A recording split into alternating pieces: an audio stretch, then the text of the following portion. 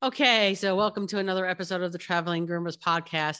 This episode we are entitling CYA Cover Your Ass.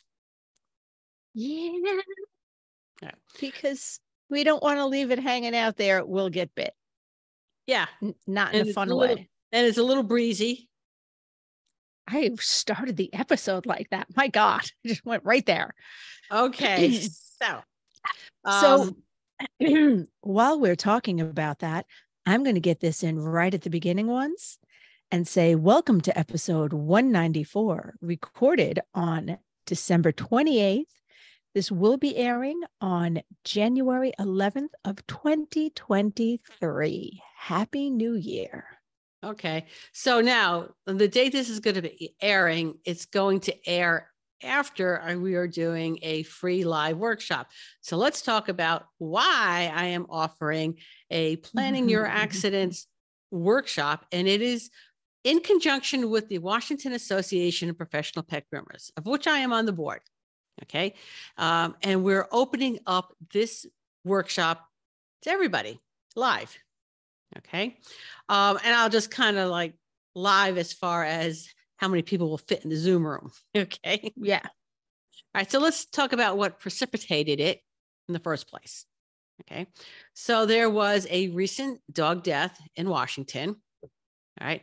And I am not going to get into the particulars because there are now lawyers involved in this. So you know what? Zip on that. Okay. Yeah. But let's talk about generically how to cover your butt when you're in the grooming salon. All right. And it doesn't matter whether you're a salon, your mobile, your house call, grooming, period. Because, guys, some of you might be saying, oh my God, they've talked about emergency preparedness and they talk about first aid and they talk about this stuff all the time. This has to be like the third or fourth episode we've heard this. But the reason we talk about it so much is that when shit goes down, and it does go horribly, horribly wrong, it's not just you. And I don't mean to sound like you're not important, because you're clearly very important and your business is important and your clients are. But things like this can get lawyers involved. They make groomers as a whole look bad when only one side of the story gets out, or if the groomer doesn't handle things correctly. Right. Okay. And so, all right. So we're all going to be hearing about this. Our concern as an association that this ends up in the governor's office where they start talking about legislation. Mm-hmm. Okay. Not that happened in New Jersey. Or how many other states. Yeah. Or how many other states. Okay. And really, and as far as I know, there isn't any real legislation out there, because once one state adopts something, all the other states are going to adopt it because it's already nicely done and packaged for them. So if you think just because this happened in Washington and, you know, like whatever, because you're in, I don't know, Missouri, it does. All right. So let's talk about how do we protect ourselves as professionals and business owners. Okay. So the first one is make sure you do a thorough check-in on your pets. And I hear this all the time. Well, I don't have the time to do that. I don't have the whatever time you think it's going to take to do a thorough check-in on a pet, because, you know, you gotta move. Okay. But, all right. So let's say it adds a thorough check-in, adds half hour to the end of your day. Okay. Now, all right, you didn't take in a pet because of that check-in. And now you don't have to deal with the social media backlash because of that, or lawyers, or everything else that goes along with that. I can't put a dollar value on that. All right. So what a thorough check-in entails, all right, to take a look at the pet, make sure the pet is not lethargic, because you don't want to bring a sick pet into your facility. Right. Are they tracking you? So is the pet following you? So if you move in front of the pet, is that pet following you? All right. Paying attention to you. Again, that might be a sign of lethargy, which again is a sick pet. All right.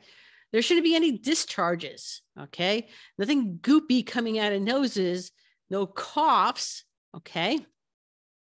And paying attention to how they're walking, because that could indicate a joint issue. Right.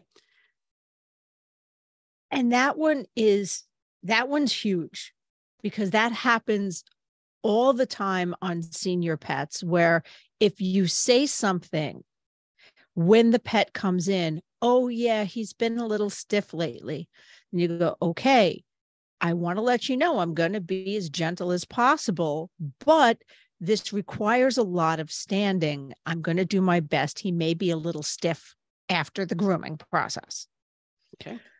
That can save you. Just something as simple as that. Right. Then there is my favorite, gum color. Mm-hmm. Okay. Gum should be pink. Okay. Unless they have mottled gums, but you know what? Gum should be pink. And if it's anything other than pink, that pet, there's a problem there. Okay. If the gums are pale, that's poor blood flow. This is a pet that's probably a candidate for a heart attack. All right. Or a pet that is going to be so easily stressed that they're going to go into almost anything else. Pink gums, red gums. This is a pet that is already starting heat stroke. It's not even, you haven't done anything yet. And you have a pet who's now their blood is sort of like in a traffic jam. So high blood pressure, heat stroke, that's already starting. Blue gums, blue grayish gums, that could be trachea issues. Right? Mm-hmm. So, and yellow is bad. Yellow is really bad. Yellow is jaundice. Okay. Yeah.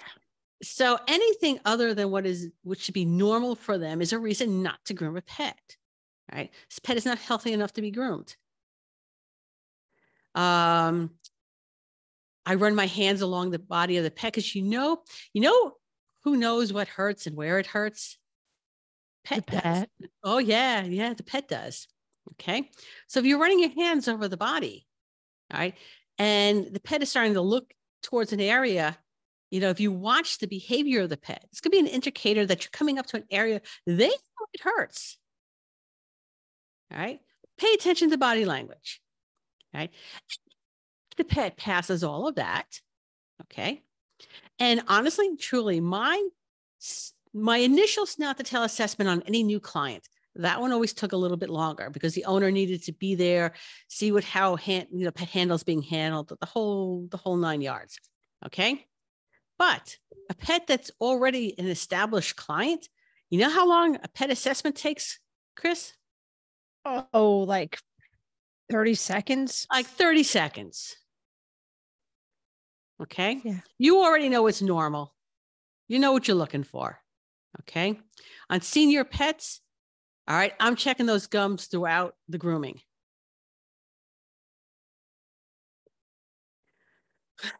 Okay. Because it could change really quickly. All right. Then there's being really clear with the owners as far as what can and cannot be done. And I want everyone to remember this. This is your business. All right. Chris, have you ever walked into, I don't know, your gas station? Mm-hmm. Okay. And said, this is what I'm going to pay for the gas. Okay. And I am jumping all these people in front of me. So you need to make them move. No, but on top of it, uh-huh. I also need a gallon of milk and a dozen eggs. Please bring that out to my car. Seriously. I've fantasized about pulling a Seinfeld. Like, how would you like it if I came to your job and heckled you? No, I've fantasized about doing that to some of my clients, like finding where they worked and doing that to them. But that was a long time ago because I don't suffer that any longer. All right. So having clear boundaries, and that's signed terms of service. When you're going to do something that you think might even be the slightest problem, such as shaving down a pet, you want signed waivers for. That is probably the one thing that saved me when I worked corporate, is a woman came in with a matted Bichon. I mean, it was matted. And the woman was in tears because she was out of the country for a month, right? And her mother was taking care of her Bichon, and she washed the dog every single day. Oh. Yeah, that dog was a cast mat. Oh. And she handed me the dog, and I'm like, there is nothing I can do.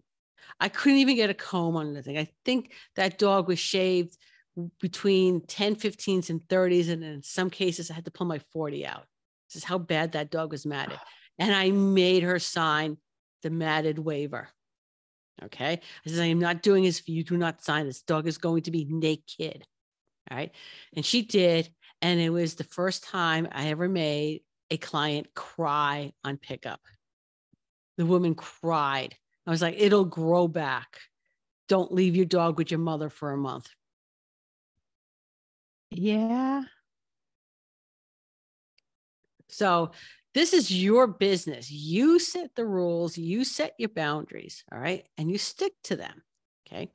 The client is either going to respect them or they're not. And if they don't respect them, do you really want them as a client? No.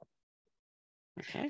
And that goes for a lot of things. Like, my mother was very concerned when I had to take time off for surgery. And she's like, what about your clients? Are they going to be mad that you're not grooming them for 6 weeks? And I'm like, Mom, if my clients are mad because I couldn't groom them because I had cancer, they don't need to be my clients.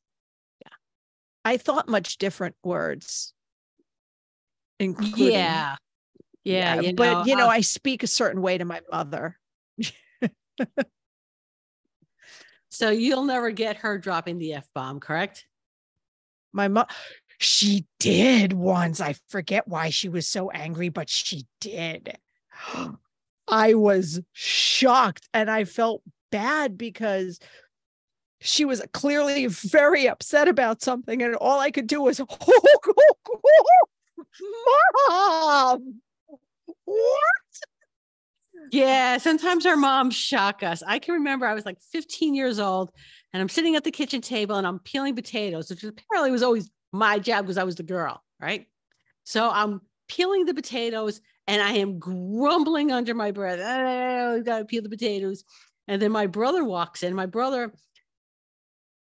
probably had a good 12, 18 inches on my mother. Okay. Mm-hmm. And my mother goes to my brother, bring the garbage out. And my brother walks past her and says, I'll get to it when I get to it. And my mother picked him up, threw him against the wall, and said, you will go take the garbage out right now. And he did. And I shut up. I did no more grumbling. I'm just going to sit here very quietly and I'm going to peel potatoes. Yeah, there's I just saw recently it was either a YouTube short video or TikTok or one of those, and it was a guy teaching self-defense. Oh, I saw that. That's hysterical. With someone playing his mother, yeah, in like the headscarf and the sandal. Yep. And then his actual mother came. Oh yeah, beat the crap out of him. Spoiler alert. His mother won. Yes. Mothers and sandals always win. All right. So on that note, let's take our first commercial. Yeah, we will.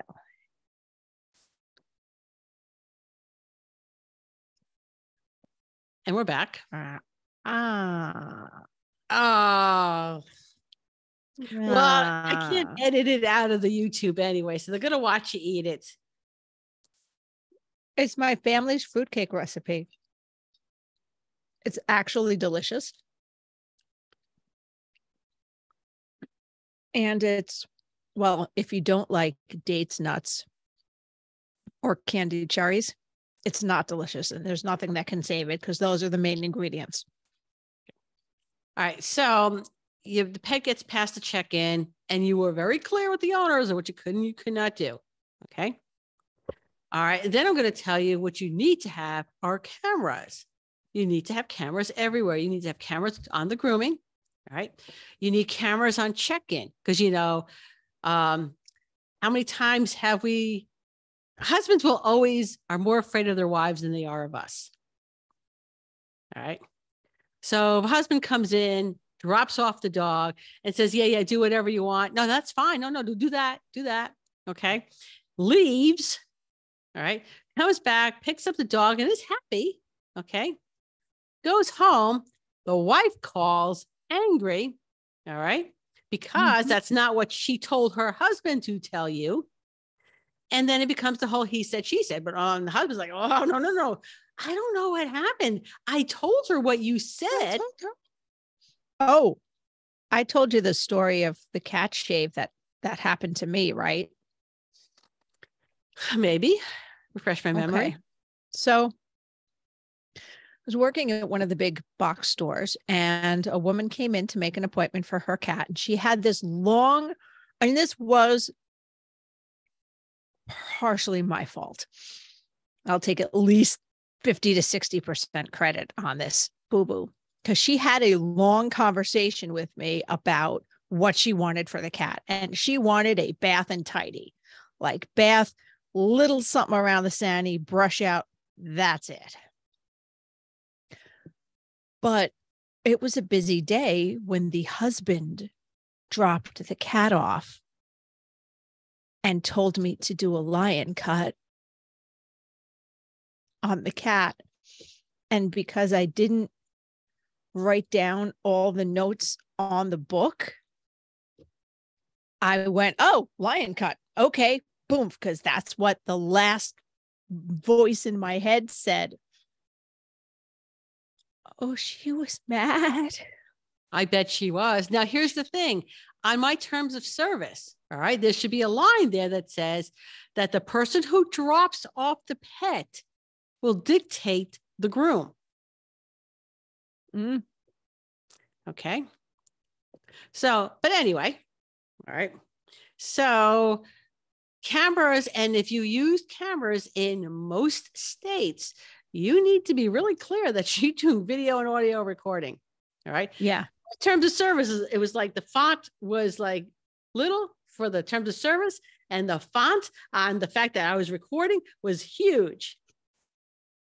We video and audio record. Okay. Sign here so that you're aware of this. Right. I guarantee you that's going to put a stop to 75% of the nonsense. Maybe not all of it, but 75% of it. If people know they are being recorded. And I have a little bit more problems doing that house call. No, you don't have to. All right. I'll get into that in just 1 second. I mean, no, I can still say I'm going to record the grooming session, sign this, but then they could say you're in my home. I don't let you do it. Okay. We'll talk about that in 1 second. All right. Okay. All right. Having video cameras, not only to watch the recording, but also to watch pets enter and leave, Yes. So the pet that, apparently is limping all over the place at home. All right. Must have been injured at your shop. If you can show that the pet walked out just fine.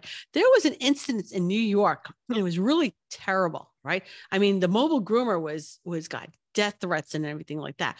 But what happened is that the friend who was picking up the pet got away from them and got hit by a car. And then they blamed the mobile groomer. And only because on some apartment building, they had the cameras on the outside that they caught what really happened. And it was I don't even know how they got a hold of that other footage. Somebody was busting ass to get that footage. Yeah. So, and that was sheer luck. But by then, the groomer was already getting death threats. Okay. So it really cover your ass and have video. And it is really easy to set up. Okay. You can do anything from like Ring and Blink and Waze and all of those to people coming in and wiring your place, or you take your phone Okay. And you can get a flexible tripod and record directly onto your phone. Now, in the case of being in somebody's house, this is where policies come in. Okay. Hey, I'm recording the groom. You don't like it? Okay. I don't have to do the groom. I don't have to groom the pet. You know what? But you want to make that clear before you get to somebody's house when you're booking the appointment. We record all the groomings. Okay. If they have a problem with that, then that would be a time for them to say no. And if it's in your signed terms of service before you book the appointment, then they are aware of it. And yes, they are within their rights in their home to say, no, you cannot. But then you're within your right as a business owner to say, well, okay, let me give you the name of another groomer who might be comfortable doing that. Right? Again, your business, your rules. All right. I don't dictate the rules of any other business. Yeah. Okay? And though that might be kind of fun to go to somebody's job and tell them what to do, right? Yeah. Yeah. Tell them how to do their job. I think best case scenario, you would get called Karen. Worst case, there might be cops involved. But yeah, you never go to a restaurant and be like, these prices are outrageous. And I'm not paying them. This is what I will pay, and I expect you to deliver. Uh-huh. But I have 5 kids. Don't I get a break? No. Yeah. Yeah, that would be a big, big no. Although I did hear a story once. So maybe people just are like this. I heard a story once where a guy was on a relatively special diet. Like he was trying to do just whole grains. So they went out to dinner and he brought a box of pasta. Like he brought a box of whole grain pasta and said, could you make this pasta dish, like some dish that was on the menu, but just use this pasta? And gave them the pasta, and then had a big stink because apparently he's done this before. Apparently made a big stink when they charged him full price. Possibly charged him a little bit more for their inconvenience. Oh, which honestly is their right to do so. And I 100% support that business. Yeah. And he's like, but you didn't even use the whole box of pasta. Well, give me the rest of my pasta. And they're like, you get your ass out of here and you never come back. Yeah. Okay. So on that note, let's take another commercial. That would be number 2.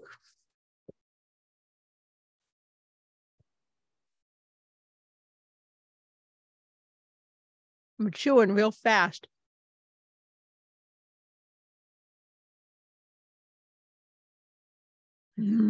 Okay, so on a side note. All right. So what happens if something happens? And let's start off with something minor. Okay. Bleeding injury. You nicked an ear, sliced a pad, whatever. Minor bleeding injury. You know what? It happens. We deal with sharp objects. We zig, they zag. It happens. Yeah, it happens. Okay. It's really important that no matter what happens, you need to let the owners know. I have never lost a client due to an injury. All right. I have gained many clients because they were injured in other shops and the groomer did not tell them. And I don't, and honestly, a minor nick on a toe, all right, kind of depends. I might send them home with a little bit of quick stop. Say, hey, nails, the quick is really long. Maybe we should talk about getting the nails done more often. Okay. So that we can force the quick back a little bit. But in the meantime, here's some quick stop. Okay. So first aid, knowing first aid. All right. So let's just say I nicked the ear of a little Westie. I already put everything away. because I would have done an on-air demonstration for our YouTube videos. But anyway, all right. So I nicked the ear. All right. And you know what? You should be taking your pet first aid class. Right?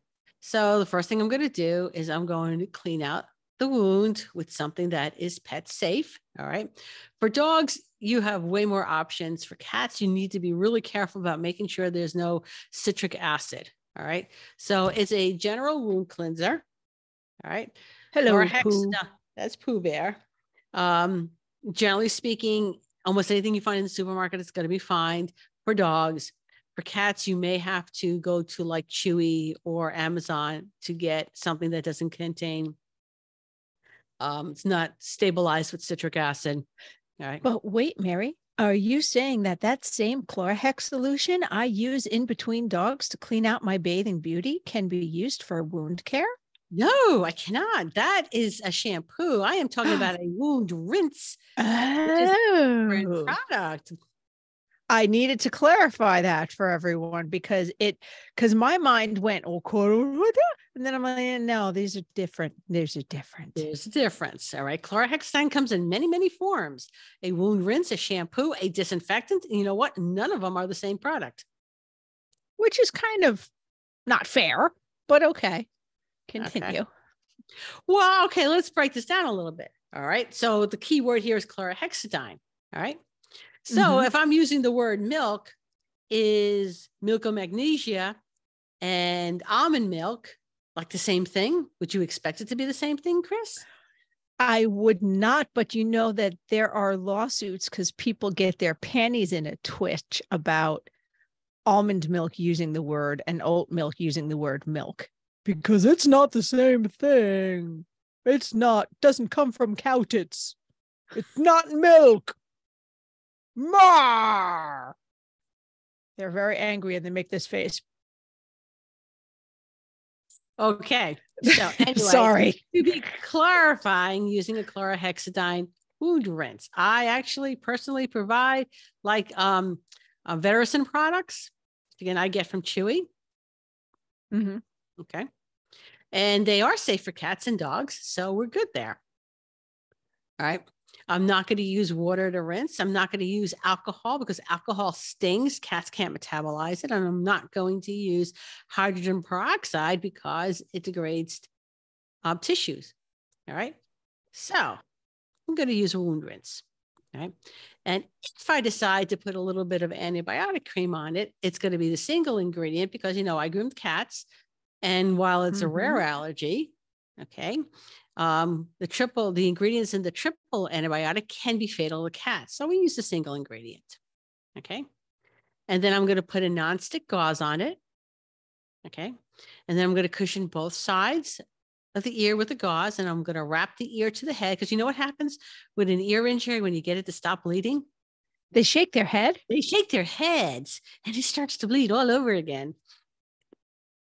And I'm going to wrap the ear to the head and I'm going to wrap it around both sides of the good ear so that, you know, the pet just can't slide that thing off. Okay. And then I'm going to smack a happy hoodie on it. Keep it in place. This is one of my favorite parts of the teaching the pet first aid class because people tend to have fun with it and make the dogs look like Civil War soldiers. Yeah. Just yeah. with that hole, like all over there. I'm like, look, it works. You know? And then I'm going to let the pet parent know. Yeah. All right. Now, for an injury that is minor, I'll wait till pickup. I'm not going to call the owner for that. If not for every quick nail. No. Not for every quick nail, not for every minor injury. We have that conversation at pickup. Okay. Now let's talk major injury. Okay. Such as a case that the pet needs veterinarian treatment. Or in the case, the pet dies on you. Okay. So let's say what not to do. You don't leave the dead pet in the cage until the owner gets there. Okay. That's just terrifying. All right. So a pet that has died in your care, you need to go to the veterinarian. All right. You need to order the necropsy report. And this is where you should have a veterinarian's like sort of like on call, someone that you have a good relationship with. Okay. So that you can go and say, hey, this pet died in my care. I'm ordering the necropsy report. Because if you order the necropsy report, you know who gets a copy of it? You do. You do. Do you know what happens if the owner decides to order a necropsy report? You know who doesn't get a copy of it? You don't. Correct. So if there was an underlying medical condition that contributed to this, all right, you need to know. And then it's a toss up if you ever hear about it. And I'm not saying all owners. I'm simply stating the facts, or we're simply stating the facts that if you don't order it and you don't get a copy of it, you may never know why that dog actually died. And don't you, if a dog dies in your care, don't you kind of fucking want to know why? Yeah. Okay. And that was the whole thing with Bishu's law. So that happened in New Jersey. Okay. Mm-hmm. And the owner ordered the necropsy report and then would not share it with corporate. They had to sue to get that necropsy report. All right. So make sure you order it. And I would make sure also that you had like that good reputation with a vet that, you know, in the event that there's a problem, that you have this, you know, relationship with the vet, that there's a pet that's injured in my care. I want to be able to take the pet to you. Mm-hmm. Okay.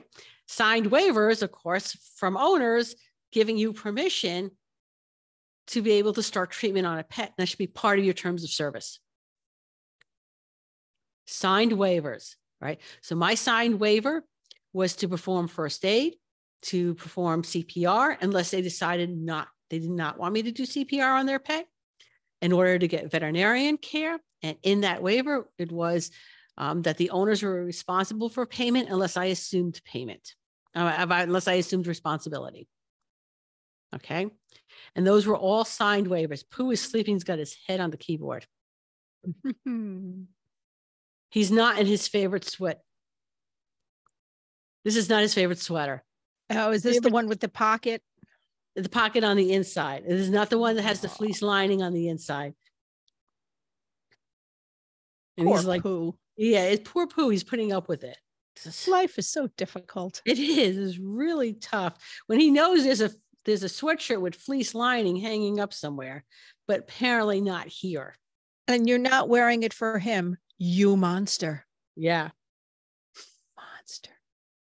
Okay. So let's kind of be really clear on that. All right. And also, the order of that, the way that should happen is that you should take the dog to the vet. All right. And after you're at the vet and you order the necropsy report, you contact the owner and say, hey, I am at the vet right now with your pet. Mm-hmm. And then you can go into the details of why you're there with their pet. But don't spring it on them. And like when they go and they're expecting to pick up a pet and their pet is no longer alive. A pet is part of someone's family. It just seems common sense to me. But this is what happens when you don't have a plan, when you don't know what you're going to do. All right. So an emergency happens, and then that whole flight, fight, or freeze syndrome starts. That's because, adrenaline is being dumped in your body because it's the fear. Mm-hmm. There's a fear reaction to it. So some people are really good in those situations, and other people have the deer in the headlights look. All right. But there's still fear there, and they don't know what to do. And they don't know what to do because they haven't planned for this, because, it would never happen to me.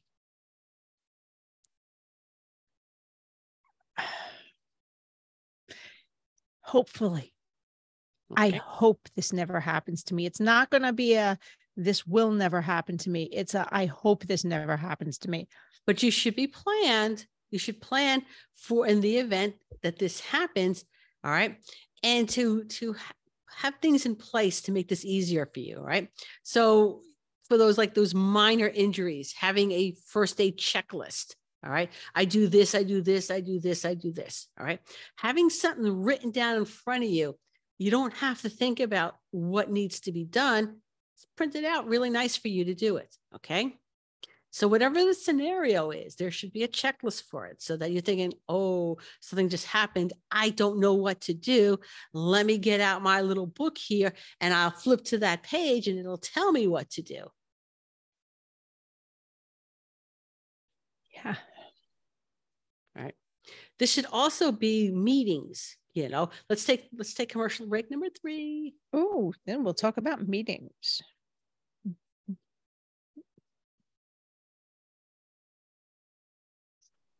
And we're back. Okay. So there should be meetings, whether it's a meeting of you, because you're a sole proprietor, or staff, on what happens in any given emergency. So everybody knows what to do. Okay. All right. So if the groomer 2 tables over has the accident, you're not involved with it, you could probably think a lot clearer than they can. Yeah. And there should also be debriefings afterwards. The accident happened. How did it happen? How could we have prevented this from happening again in the future? All right. And when you do debriefings, it needs to be with everyone, not just the person that had the accident, everybody. Back when I worked in the shop, there was a young girl and she was a bather. And so I had this crazy lab comes in, right? And he usually came in on a day that one of the guys from the like the fish department or whatever was there, and he knew how to hold the dogs for me. So whenever I had a crazy dog that needed the nails cuts, I would call this guy in. He would hold the dog, and I can get the nails done. Okay, but he comes in one day, and this guy's not in, and so I'm like, okay, she doesn't know how to hold the dog. I'm gonna hold the dog.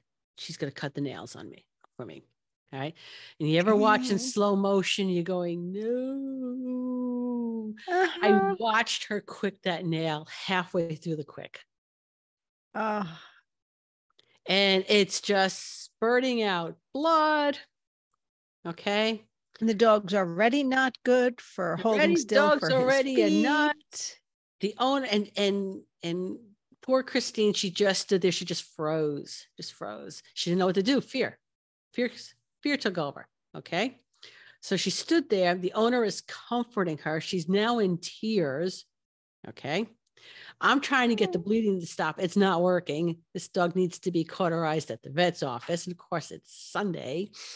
And of course, right? So the owner had to take the dog over to the emergency vet, deal with it, give us the bill so we could pay for it. And she quit the next day. And you know what? That was fine. You know what? As the shop manager, there were things I probably could have done. Maybe she would have quit anyway. But she did not have an opportunity to understand what happened, why it happened, and how we could have prevented that in the future. She didn't have any of that. And I swear to you, there was a second story to that store. I wouldn't have been surprised if she would have went out and jumped out the window. She was devastated. But I was there trying to deal with the pet, and like I said, as the manager, I could have handled that better.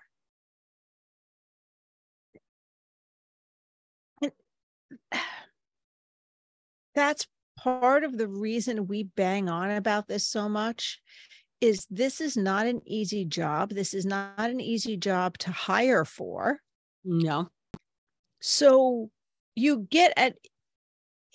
could get someone who's potentially a really good employee who just needs to learn and get some kinks ironed out and just, train up a little bit, but they really, really care for the animals. And then something like that happens and you're not prepared. And then you got to replace them too on top of everything. Yeah. And of course, this is over 20 years ago. So I would like to think I have proved as far as growth is concerned in those 20 years. I think we all should have. Yeah. So, yeah. So having that debriefing and discussing with things that, what happened, how it happened, yada, yada, yada. And with the entire crew. I think we need like Absolutely. a funny story in here. Yeah, I think we almost need another break and then some funny. I will tell you a good deer in the headlight story right when we get back from this break.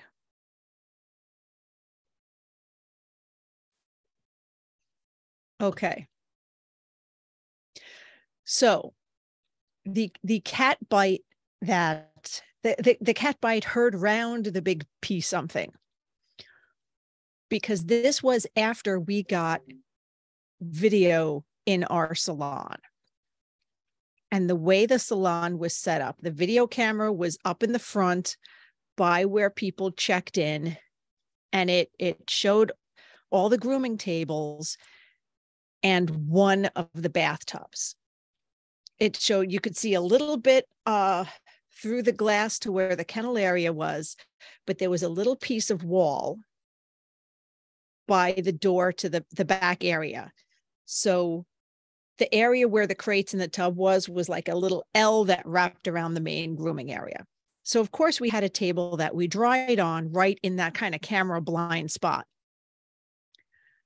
So one of the other groomers was grooming a cat. Bless her. The cat was being so good. The cat was being amazingly good. And she did have it, Mary, in a figure 8 harness. All right. So she didn't have anything around the cat's neck, thank God. And this is where she went, oh, the cat's being so good. I'm going to use the dryer on it and do a little bit of the velocity dryer.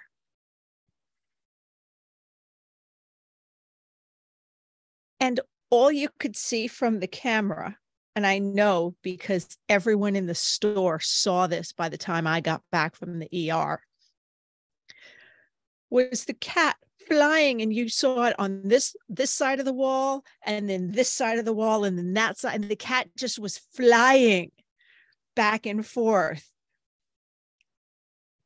And the way she had the harness, because it was a slip lead made into the figure 8 harness, but she didn't have it on the pull, the slip knot. She had knotted it because there wasn't a whole lot of slip lead left over after you make the figure 8 harness.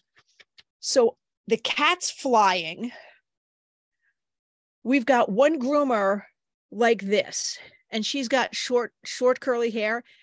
She's literally with hands in her head, with her eyes huge, just pacing, holding her hair, not doing anything, just pacing with her hands in her hair.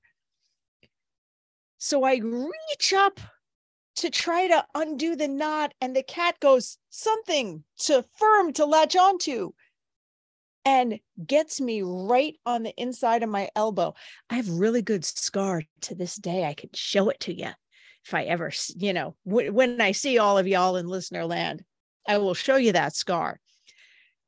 The cat hung on with all 4 teeth. So then you see on the video me going like this, shaking my arm with the cat holding on to it. And it didn't even look real. You ever see the old SNL of Toonses, the cat who could drive a car? No. Okay. So it was, well, spoiler alert, the cat really couldn't drive a car, and every sketch ended with them going off a cliff. But it was this really bad puppet of a cat, behind a wheel. That's what it looked like. It looked like this bad puppet attached to my arm, and I'm just shaking it like, because it hurts. It's attached to me. I was almost more startled. It took a while for it to start hurting. I was just like, what's even happening? Eventually the cat let go. I think someone found a pair of scissors or sacrificed a pair of scissors and cut the slip lead. And people had seen that. At least the management went and looked at that before I even left for the hospital. by the time I got back, because I mean, and it's first of all, it's policy. You get a cat bite, you go to the hospital. But it missed, I mean, it's right here. It missed here by a hair's breadth. It missed her veins. She's pointing to. It missed. Oh yeah, sorry for you. So it was attached to the inside of my elbow, just above where they draw blood. So it missed major veins and arteries. It really missed it. All right, by so not much at all. Okay, so let's talk about what to do if the groomer is injured, right? Because we can get injured.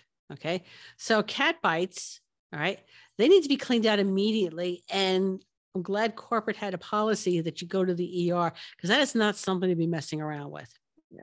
When my husband was in active kidney failure at the ER, okay, the guy that was sitting in the bed next to him, his arm was swollen about 4 times its normal size because of his own cat that bit him.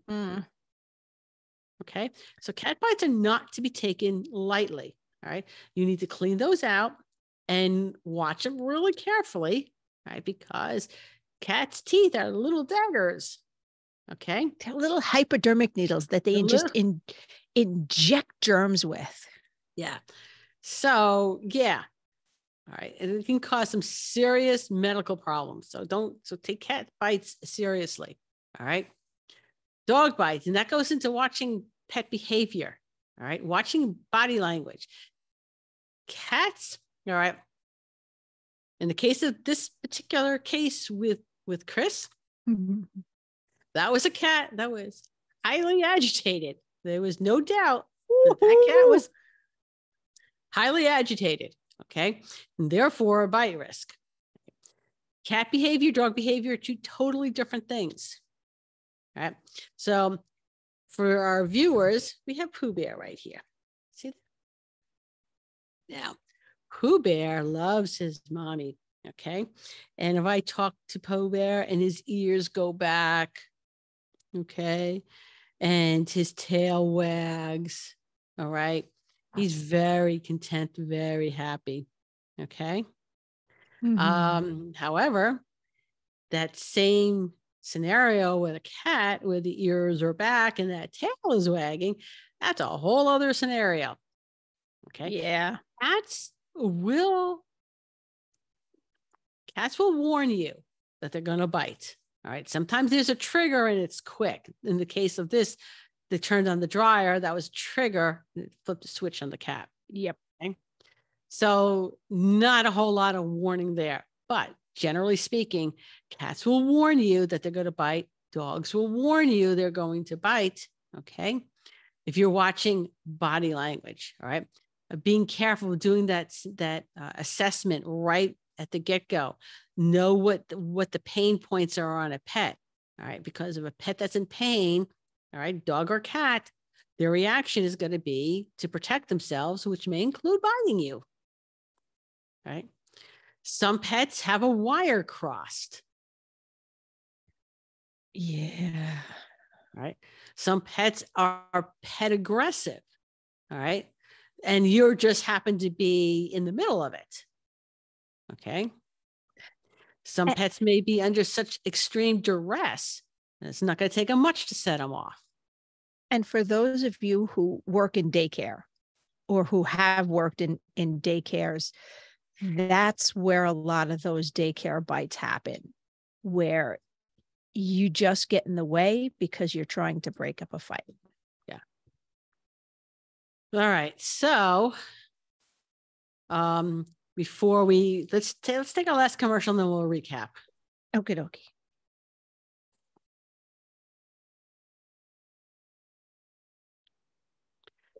And okay, let's just get back to the free workshop that by the time this airs is already over with. Okay. However, we were giving the recording link to all the associations. So if you belong to an association, it will be up on their website. Okay.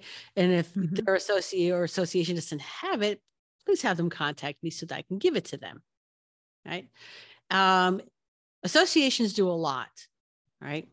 They're there to protect you, the groomer, running and being on the board of two associations, two grooming associations, California and Washington. And Chris is on the New Jersey. It's not cheap to run an association. It's not. Okay. No. There's so many expenses that go along with this. It's not like one of those our gang spanking in the gang. Let's put together an association. Yay. No, it's not like that. There's a lot of legalities that go into it. There's insurance, there's taxes, there's all sorts of things that go along with it. And that costs money, right? So that when they're asking you to join, it is so that they have the money to pay them. Every association, every professional grooming association that I know, I'm not speaking for associations across the board. All right. It is a volunteer organization. So these are your professional colleagues donating their time to running this association. Okay.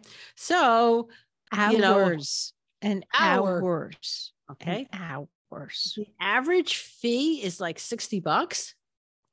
Okay. Pay it and then renew. All right. Help them so they can help you. Right. So if something comes down the pike as far as legislation is concerned, you want a voice. All right. You don't want them to just come together with some crazy, because they have no idea what it is we do. Okay. Mm-hmm. So now let's recap.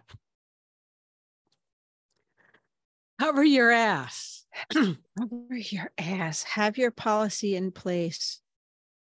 Take the dog, for God's sake, take the dogs to a vet. Do a thorough check-in with your pets. Okay. Mm-hmm. All right. The time that you spend, and literally for an established client, I'm talking 30 seconds to go over that dog. That 30 seconds could save me hours of grief down the line. And by the way, if you miss something at check-in, you have this thing in your pocket that you can document. I have been known to take pictures of dogs that are soaking wet or while I'm drying them so that it's super clear I haven't done anything that could have possibly caused that yet. Yes. And text it to the client who's in the next room. Hey, just wanted to let you know I saw this weird thing. Did you know about that? Yeah. Did you see this on your pet before? Back corporate, back in this Stone Age, we didn't have these things. Okay.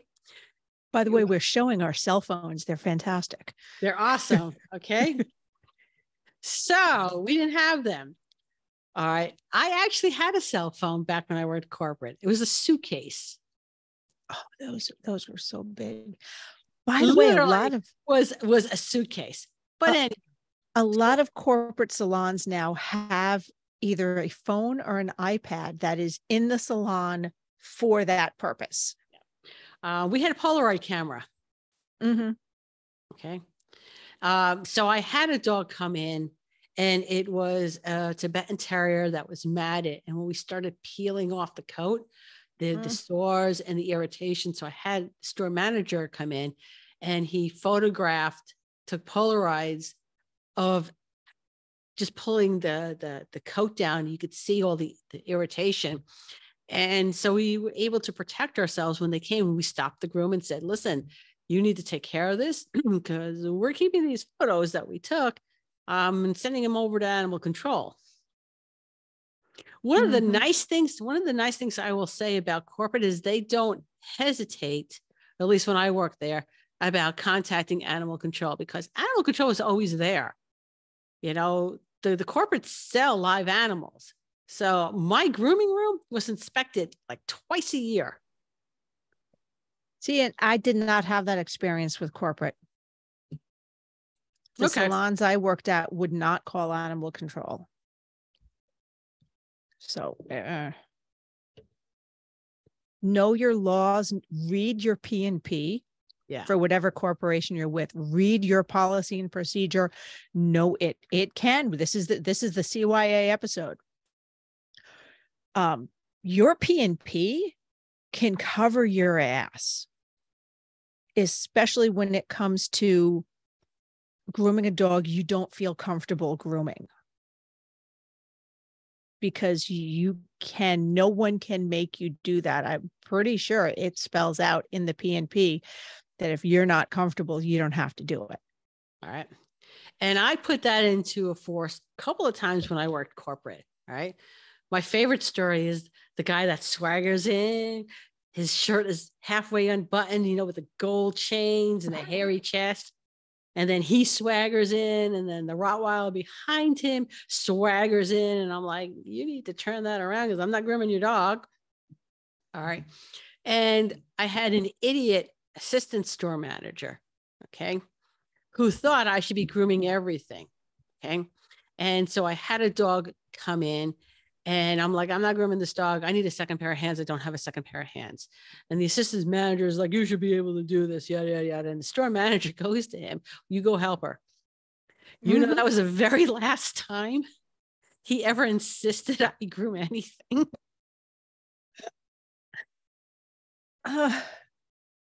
So also on a lighter note, to towards the end, the very first salon I ever worked at, I have this very clear memory of this customer walking away with their Rottweiler,